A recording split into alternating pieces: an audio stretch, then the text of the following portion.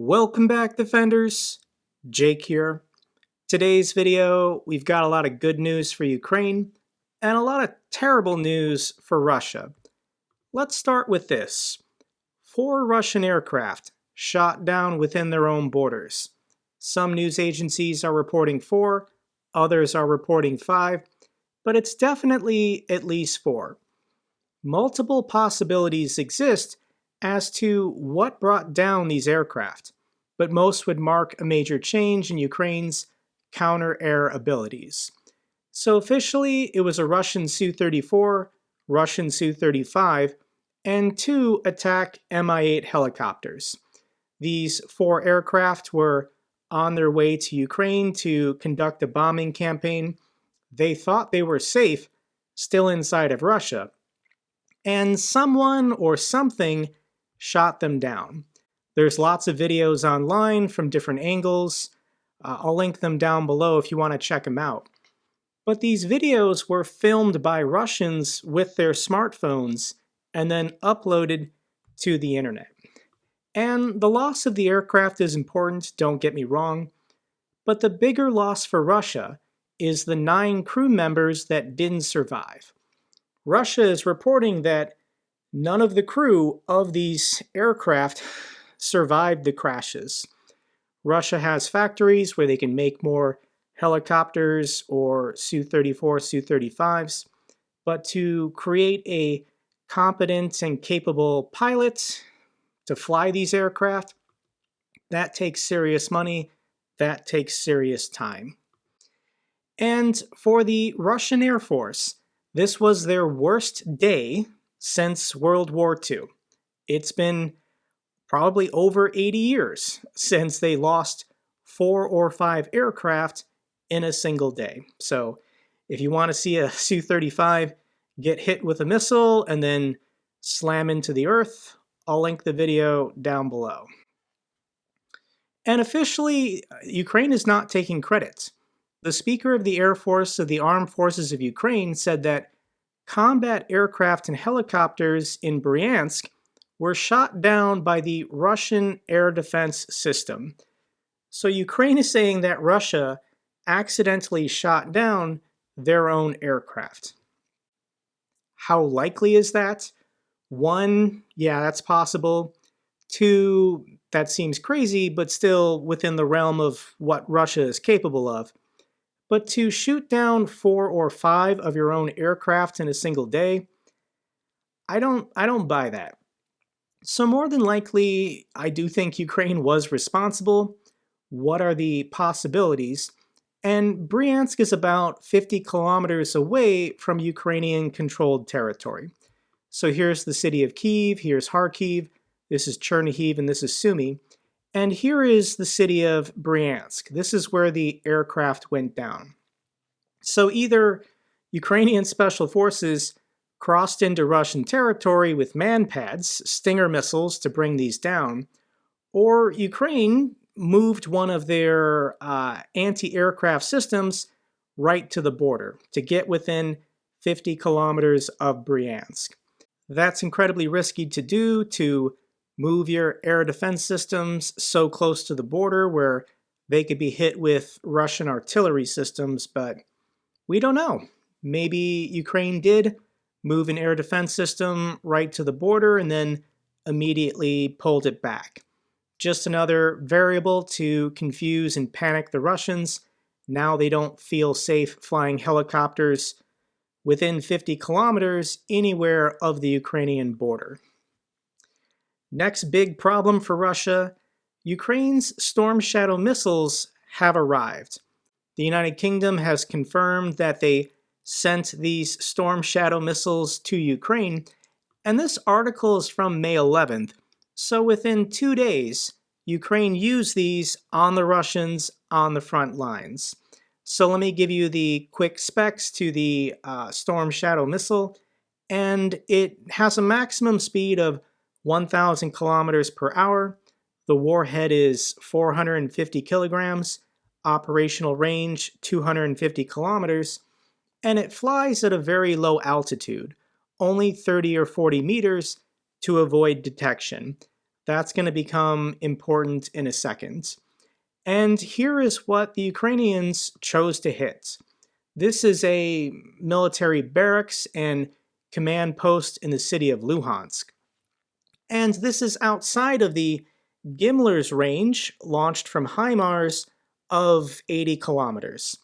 So the Russians, working here and staying here, felt they were safe, that Ukraine couldn't strike this building, couldn't strike this compound. So there's a lot of Russian military bloggers right now furious that Russia didn't relocate these people. It was known to everyone since 2014 that Russia was using this as a military base in Luhansk, and they didn't do anything to relocate or conceal where the command post was.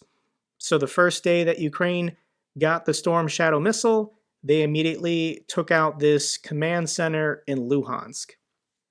And we're pretty confident it was a Storm Shadow. One, it was beyond the 80-kilometer range of the Gimlers, but Russians are posting pictures online of debris of the missile, and it says right there, Storm Shadow use only. So how it started, Russia had all the tanks in the world, Ukraine just had some javelins. How it's going now, Russia only has a T-34 for their parade, and Ukraine has long-range cruise missiles, so it's going pretty good, Russia. Let me share with you this quick video. This is Gun Cheryenka. He's a member of the Ukrainian parliament, and he wants to thank the people of the United Kingdom. Thanks to the United Kingdom for all support we are receiving in Ukraine. And today, again, the UK shows leadership, delivering to Ukraine missiles, long-range missiles, Shadow Storm. God bless the King. Thank you to Secretary Wallace. Thank you to Prime Minister Sunak for this decision. The friendship between Ukraine and UK is so strong that all enemies will be defeated. The storm is gathering. Slava Ukraini. I don't know how many of these Storm Shadow missiles the UK can send to Ukraine, but even if it's a limited number, they're already having a huge impact on the battlefield. The next interesting piece of news, evidence of an ADM-160 miniature air-launched decoy used by Ukraine.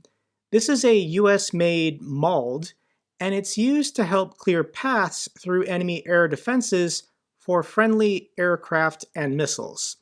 So the Russians shot this down and they posted pictures online. The serial number's right there, ADM-160B. So what the heck is this and what does it do? Though hard details remain limited about how ADM-160s may have been used in relation to the strike yesterday in Luhansk, but the decoys would pair well with other various capabilities Ukraine currently has or might receive soon. So this is what a MALD does. MALDs, for instance, could significantly improve the survivability of higher-end standoff strike munitions such as the UK's Storm Shadow, which Ukrainian forces may have already used in limited numbers.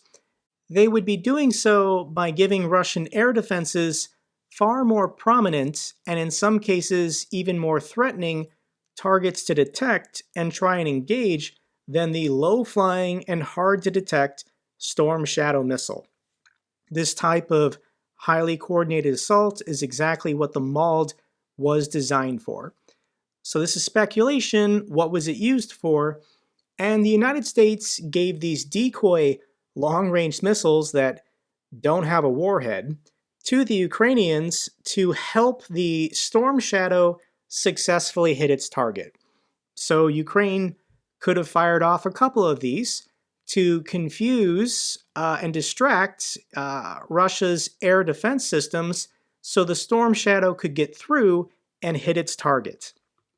Additionally, what else could the MALD be used for? And when you fire one of these things off, it lights up enemy radar. They shoot it down, and then it exposes where Russia's air defense systems are located. Ukraine could then counterattack and go after those air defense systems with the US provided HARM missile. The HARM is another capability that America never announced before it showed up, and that's just what happened yesterday with these MALDs. So the MALD is a decoy cruise missile. It has a range of 920 kilometers and can go 0.91 the speed of sound. It's powered by a turbojet engine, and it just flies around until it gets shot down. One, to waste a Russian S-300 or 400 missile, but two, to expose the location of Russia's air defense systems, and three, to help other missiles, like the Storm Shadow, get through and hit their targets. I guarantee you that if Ukraine chooses to go after the Kerch Strait Bridge, they're going to fire off a ton of these to confuse and distract Russia's air defenses so that potentially the Storm Shadow can get through and destroy the bridge. We have this to look forward to in the next month. What else is going on? Kyiv retakes ground on Bakhmut's flanks. As Russia's position in Bakhmut deteriorates, outrage from various Russian pro-war factions over the situation grows. So this is incredible. Here's the city of Bakhmut. Yes, the city of Bakhmut continues to hold, but look at what the Ukrainians have accomplished in the last 5 or 6 days. So we're on deepstatemap.live. Really, we need to go back to May 7th. And it was on May 7th that Russia gave up a significant chunk of territory. There's video online of Russians abandoning their trench positions.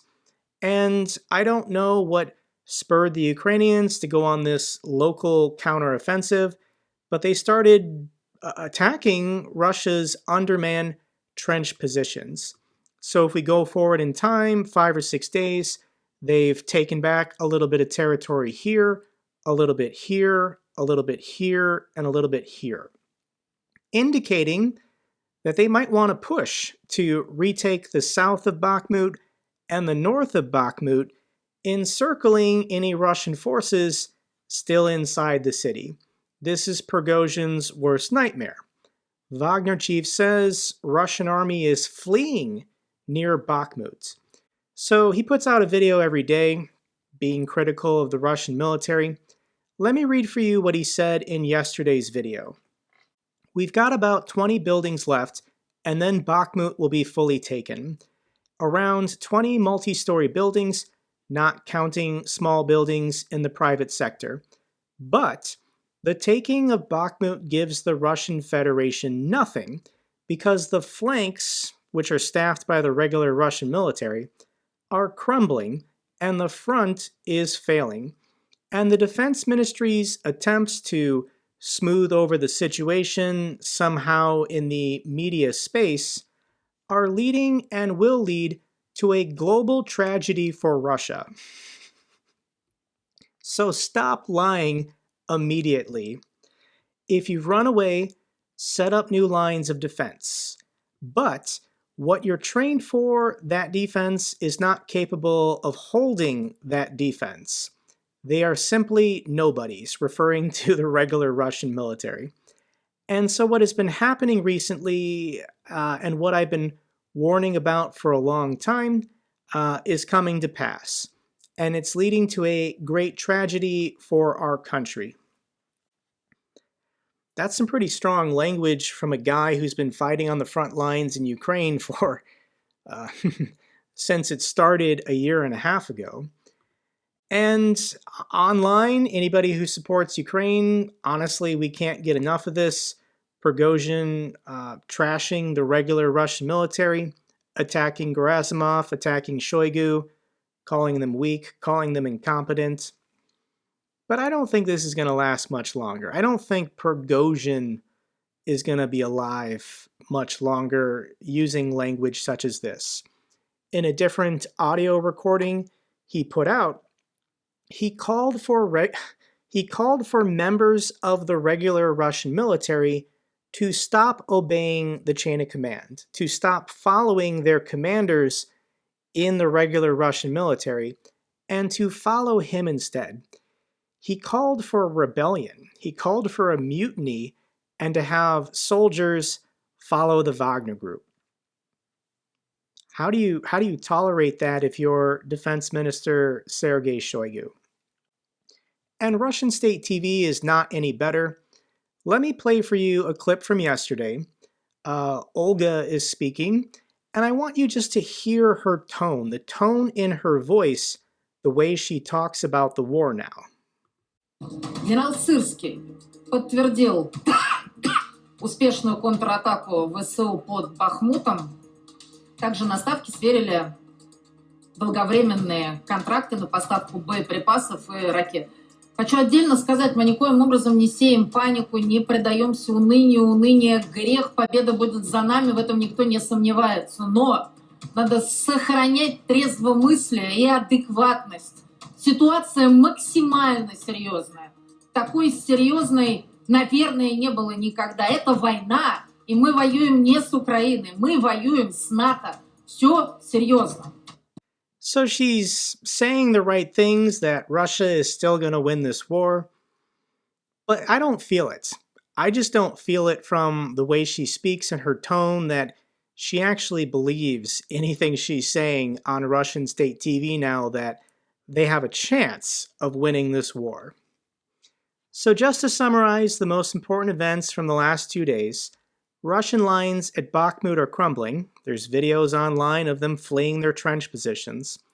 Russia loses 2 jets and potentially 3 helicopters. Their rear bases in occupied Luhansk are all being blown up. Russia is deploying T-54, T-55s to the front lines. This is a 70-year-old tank. Panic and chaos among Russian pilots and troops. And Prigozhin is calling for a rebellion. And the Ukrainian counteroffensive hasn't even started. This minor push on the flanks in Bakhmut, this is not the Ukrainian counteroffensive that they've been training for and building up for. Currently, a few Ukrainian platoons are clearing Russian trenches around Bakhmut, as all the Russian trenches in Ukraine are severely undermanned. And already this small advance has the Russian troops running away in panic. There's also been some incredible videos that I've seen on Twitter of Ukrainians convincing Russians in these trenches to just surrender. Sometimes talking to them for an hour or two to convince them not to throw their lives away, to just put down their weapons, walk across no man's land, and end their suffering, because front lines for the Russian forces in the trenches has to be hell. So here's a statement from Zelensky yesterday. You will definitely see it, and Russia will definitely feel it. Zelensky said that the first important steps of the Ukrainian counteroffensive will take place soon. So we all have this to look forward to. This next segment of the video, I'm just going to title Everything in Russia is on Fire. Attacks on Russian oil facilities deal a military and psychological blow to Moscow. So this article is talking about all the oil depots in Crimea and Russia that have been hit by Ukrainian drones. This is one of the first steps to the upcoming counteroffensive. But in general, it just feels like there's a lot of unexplained fires in Russia. I don't know if this is a normal amount of fires that Russia has every day, given their, poor safety standards and bad working conditions, but let me share with you a couple of these fires. The Intercontinental Hotel in downtown Moscow was on fire.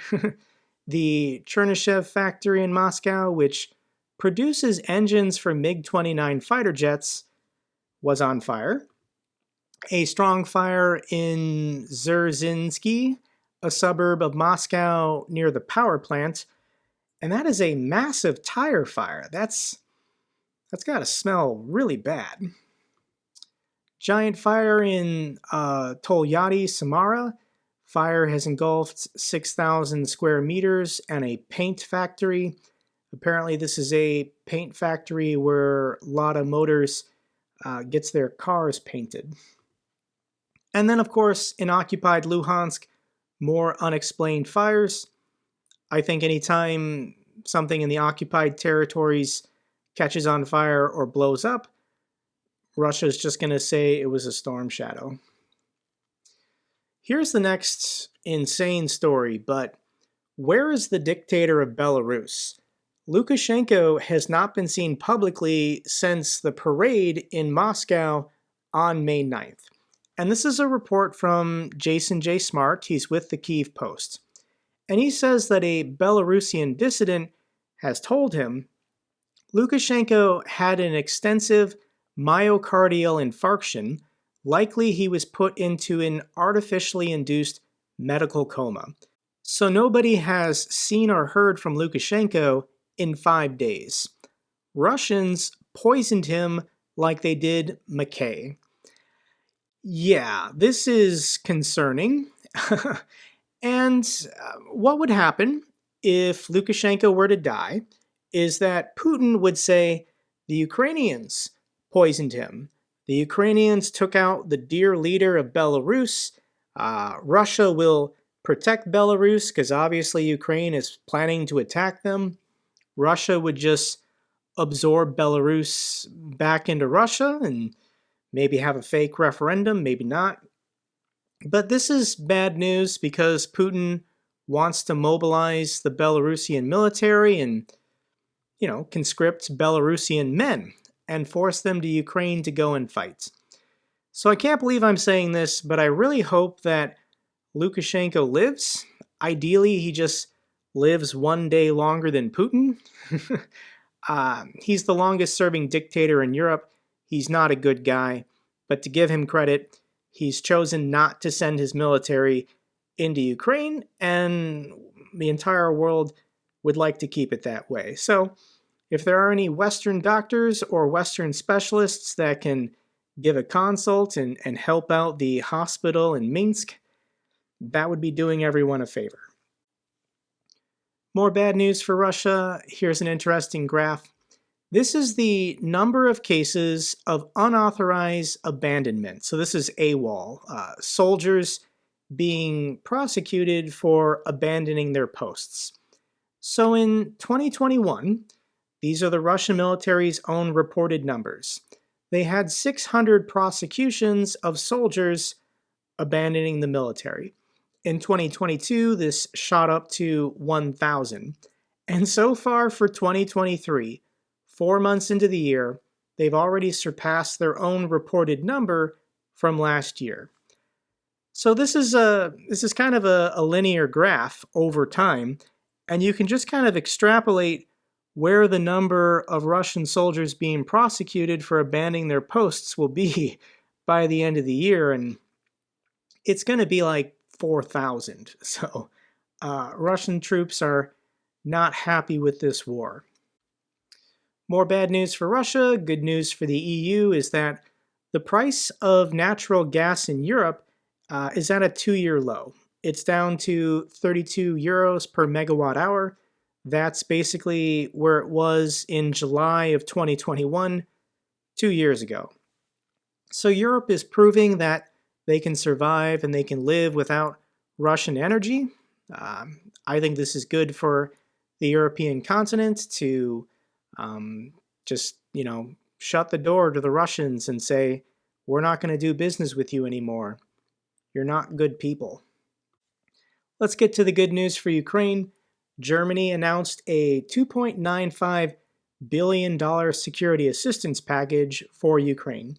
Included in it is 4 Iris-T air defense systems, 20 Marder infantry fighting vehicles, 30 Leopard 1 tanks, 18 howitzers, 15 Gepard anti-aircraft guns, and 200 armored vehicles. So, thank you so much, Germany. That's incredible.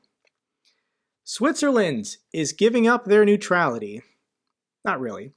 But Switzerland officially has been neutral for over 200 years, and the Swiss parliament voted to allow the export of Swiss-made weapons to Ukraine.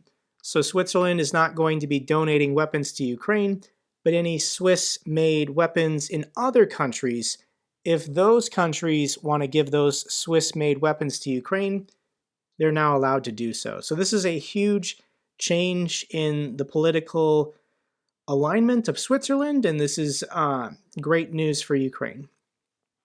Belgium will transfer a new package of military and civilian aid worth 92 million euros, which will be paid for with the proceeds of Russian assets that were frozen in Belgium.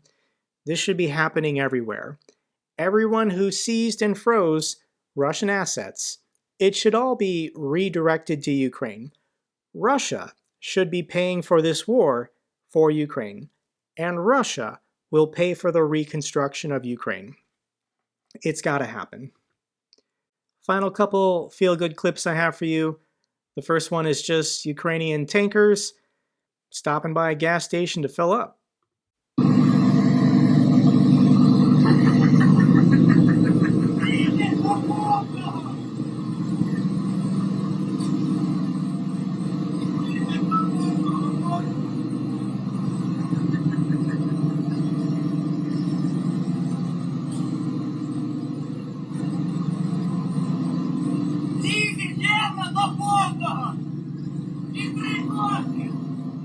Just a normal day in Ukraine, stop by the gas station, get some diesel, maybe a hot dog. Final clip I have for you is some Ukrainian defenders traveling somewhere, and you can just feel how positive their morale is at the moment.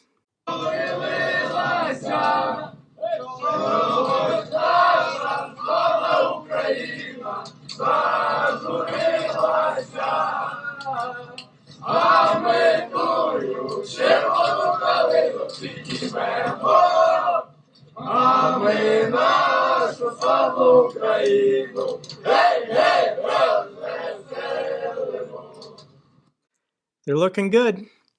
That's all for this update video. Glory to Ukraine, glory to the heroes. If you found this video informative, give me a thumbs up. Best way to support the channel. Comments and questions, let me know down below. I love hearing from you guys. Till the next video, keep defending the truth, keep defending democracy.